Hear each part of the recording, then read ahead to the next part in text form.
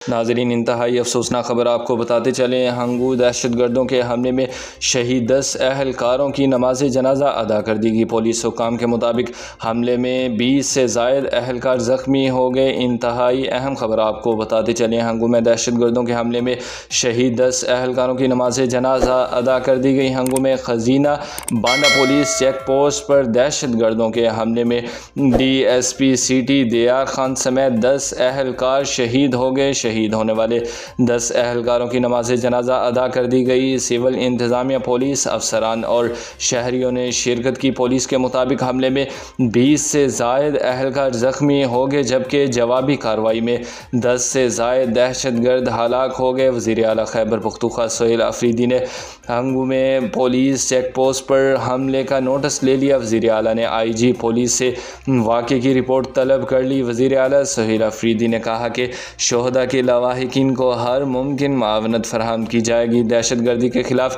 جنگ میں خیبر پختونخوا پولیس کی قربانیاں ناقابل فراموش ہیں۔